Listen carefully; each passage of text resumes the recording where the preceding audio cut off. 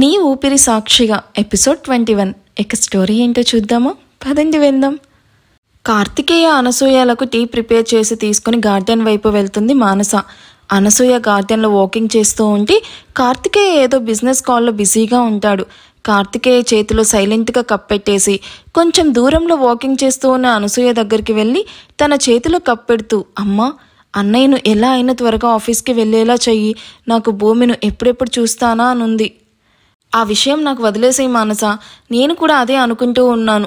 ముందు నువ్వు వెళ్ళి కుక్తో త్వరగా బ్రేక్ఫాస్ట్ 1/2 అవర్లో ప్రిపేర్ చేయమని చెప్పు అని మానసాను అక్కడి నుండి పంపించేసి అనసూయ మెల్లగా కార్తికేయ పక్కన సెటిల్ అవుతూ టీ సిప్ చేస్తూ ఉంటుంది. కార్తికేయ కూడా టీ సిప్ చేస్తూనే కాల్ కంటిన్యూ చేసి తన టీ ఫినిష్ అయ్యేలోపు కాల్ కూడా ఫినిష్ చేస్తాడు. అమ్మా, రాజు పోలీస్ స్టేషన్కి తన ఫ్లాట్ నుండే వెళ్ళాడట. ఈవినింగ్ డైరెక్ట్గా ఇంటికొస్తాను అని చెప్పాడు. కాబట్టి మీరు వాడి గురించి వెయిట్ చేయకుండా బ్రేక్ఫాస్ట్ చేయండి. నేను అర్జెంటుగా ఒక క్లయింట్ని కలవాలి ప్రాజెక్ట్ గురించి మాట్లాడడానికి. సో నేను ఫ్రెష్ అయ్యి వస్తాను అని అనసూయకి శ్రమ ఇవ్వకుండానే తనే ఫ్రెష్ అవ్వడానికి వెళ్తాడు. కార్తికేయకి ఏం చెప్పాలి అని ఆలోచిస్తూ ఉంటే తనే వర్క్ ఉందని వెళ్ళాలి అంటున్నాడు. ఇది కూడా మన మంచికే అనుకొని అనసూయ కూడా మెల్లగా ఇంట్లోకి వెళ్తుంది. కాసేపటికి కార్తికేయ ఫ్రెష్ అయ్యి రాగానే కార్తికేయతో పాటుగా వీళ్ళు కూడా కూర్చొని బ్రేక్ఫాస్ట్ కంప్లీట్ చేస్తారు. బ్రేక్ఫాస్ట్ కంప్లీట్ అయ్యాక కార్తికేయ హడావిడిగా అక్కడ నుండి వెళ్ళిపోగానే లేట్ చేయకుండా అనసూయ వెంటనే దేవయానికి కాల్ చేస్తుంది. భూమి, ఇంకా ఇలాగే ఉన్నావేంటి అని ప్రజెంట్ భూమి ఉన్న రూమ్లోకి వచ్చిన దేవయాని భూమి వైపు చూస్తూ అడుగుతుంది. నేను రెడీ అయ్యానమ్మా, అది నీకు తెలుసు కదా, నా దగ్గర ఉన్నది 2 చీరలు, అవి కూడా బాగా యూజ్ చేసేసాను, అందుకే ఇలా ఉన్నాను అని చెప్తున్న భూమిని చూసి దేవయాని మనసు చివుక్కుమంటుంది.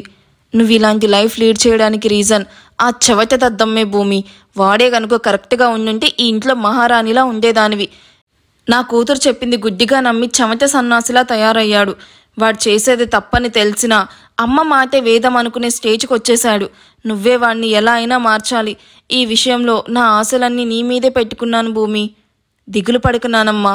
మహన్ మాత్రమే కాదు, తాతయ్య, అత్తయ్య అండ్ శ్లోక అందరినీ త్వరలోనే చేంజ్ చేస్తాను. ఆ విషయం నాకు వదిలేసాయి, నువ్వు హ్యాపీగా ఉండు. టైం అవుతుంది కదా, వెళ్దామా అని తన మొబైల్ తీసుకుంటూ అంటుంది. ఈ మొబైల్ ఎక్కడిది భూమి? నువ్వు ఇంట్లోకి వచ్చినప్పుడు నీ మొబైల్ కింద పడి పగిలిపోయింది కదా, దాని గురించి చాలా ఏడ్చావు కూడా. అండ్ దీన్ని చూస్తుంటే న్యూ మొబైల్లా ఉంది. అన్నయ్య వెళ్ళేటప్పుడు ఈ మొబైల్ నాకు ఇచ్చేసి వెళ్ళాడు నానమ్మా. అవునా, మంచి పని చేశాడు. నందుకి కనిపించకుండా జాగ్రత్తగా యూజ్ చేయి భూమి. మళ్ళీ దీనికి కూడా ఏదో ఒక రచ్చ చేసినా చేస్తుంది. అలాగే నానమ్మ, ఇక వెళ్దామా? మన కోసం వెయిట్ చేస్తూ ఉంటారు.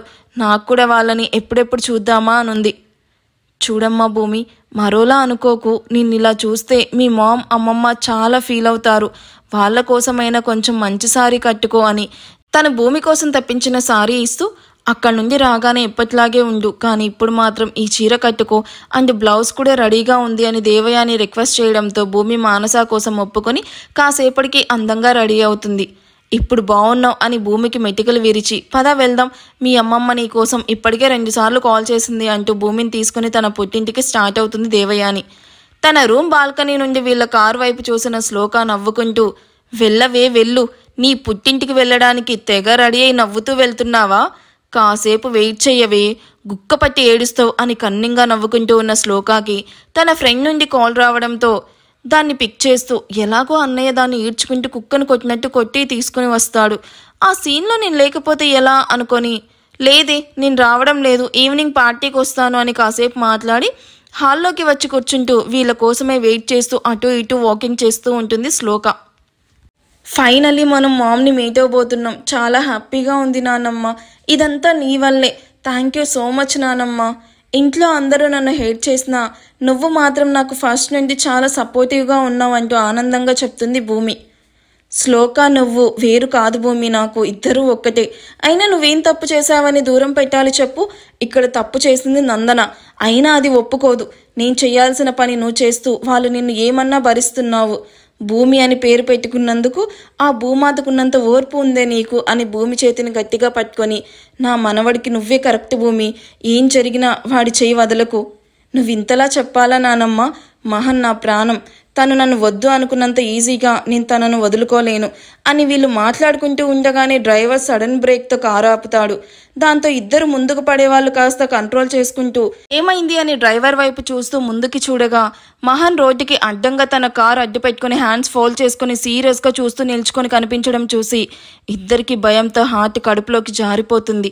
భూమి వెంటనే తను కనిపించకుండా కిందకు వంగుతూ నానమ్మ మహాన్ సడన్గా మహాన్ ఏంటి ఇక్కడ నానమ్మ ప్లీజ్ నన్ను తను చూడకుండా ఏదో ఒకటి మాట్లాడి ఇక్కడ నుంచి పంపించేసాయి అని టెన్షన్గా చెప్తున్న భూమిని చూసి దేవయాని కారు దిగుతూ నువ్వు ఇక్కడే ఉండు భూమి అని భూమికి జాగ్రత్త చెప్పి మహాన్ వైపు వెళ్తుంది. మహాన్ నువ్వేంట్రా ఇక్కడ ఆఫీస్కి వెళ్లకుండా ఇలా రోడ్డు మీద అడ్డంగా కారు ఆపి ఏం చేస్తున్నావు అని తన కంగారు తగ్గించుకుంటూ నార్మల్ వాయిస్తో అడుగుతున్న దేవయానిని చూసి నా గురించి తర్వాత నువ్వెక్కడికి వెళ్తున్నావు అమ్మమ్మ?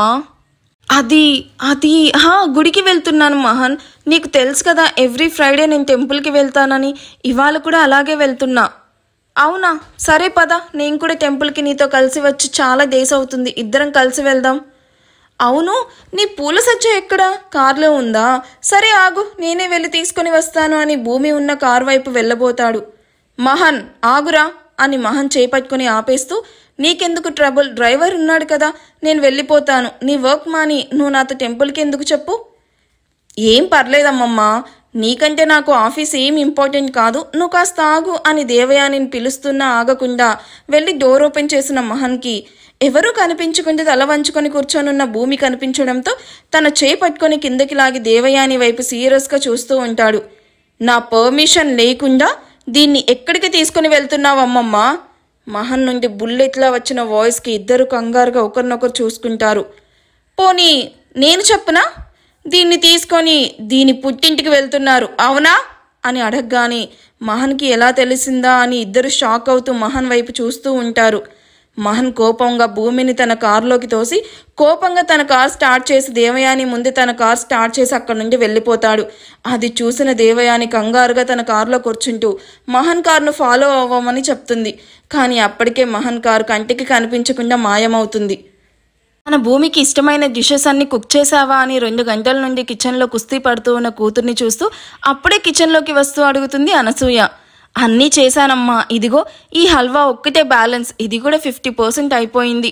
భూమి వచ్చేసరికి ఇది కూడా అయిపోతుంది అని మెయిడ్తో డిషెస్ అన్ని డైనింగ్ టేబుల్ మీద పెట్టిస్తూ టేస్ట్ చూడమ్మా అని అన్ని అనసూయతో టేస్ట్ చూయించి తను పర్ఫెక్ట్ అని చెప్పేసరికి హ్యాపీగా ఫీల్ అవుతూ హల్వా కూడా ఫాస్ట్గా కంప్లీట్ చేసి అమ్మ నేను వెళ్ళి ఫ్రెష్ అయ్యి వస్తాను అని తన రూమ్కి పరిగెడుతూ ఉన్న కూతుర్ని చూసి నవ్వుకుంటూ హాల్లోకి వస్తుంది అనసూయ.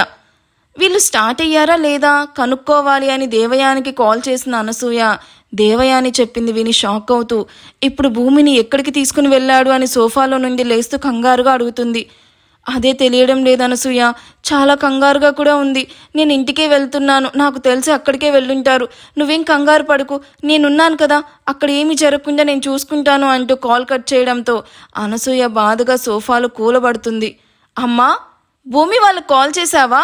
వాళ్ళు స్టార్ట్ అయ్యారా? ఇంకా ఎంతసేపు పడుతుందంట అని అడుగుతూ అప్పుడే అక్కడికి వచ్చిన కూతురు వైపు చూస్తూ భూమి రావడం లేదు అని బాధగా నీళ్లు నిండిన కళ్ళతో చెప్తున్న అనసూయని చూసి మానస కంగారుగా ఏం ఎందుకని అని అప్పటికే నీళ్లు నిండిన కళ్ళను తుడుచుకుంటూ అడుగుతుంది.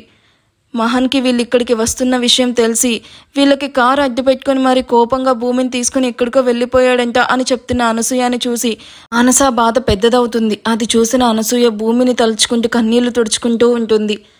మహన్ భూమిని తీసుకుని ఎక్కడికి అంత కోపంగా వెళ్ళాడు? ఇప్పుడు భూమి పరిస్థితి ఏంటి? భూమి తన ఇంటికి రాకుండా అడ్డుకుంది శ్లోక అని రాజుకి తెలిస్తే నందన తలకు దెబ్బ తగలడానికి రీజన్ కార్తికేయ అని మహన్కి తెలియనుందా? తల్లిని అలా కొట్టింది తండ్రి అని తెలిస్తే మహన్ ఊరుకుంటాడా? అసలు నెక్స్ట్ ఏం జరగబోతుంది? ఇవన్నీ మనం నెక్స్ట్ అప్డేట్లో చూద్దాము. Please don't put negative comments. అప్పుడు చెప్పాను ఇప్పుడు చెప్తున్నా, ఇది జస్ట్ స్టోరీ మాత్రమే, స్టోరీలానే చూడండి ప్లీజ్, ఓకేనా? సో ఈ ఎపిసోడ్ ఎలా అనిపించిందో కామెంట్ చేయండి. వీడియో నచ్చితే ప్లీజ్ లైక్ చేయండి అండ్ హైప్ ఇవ్వడం కూడా అస్సలు మర్చిపోవద్దు. Thank you for watching. Bye.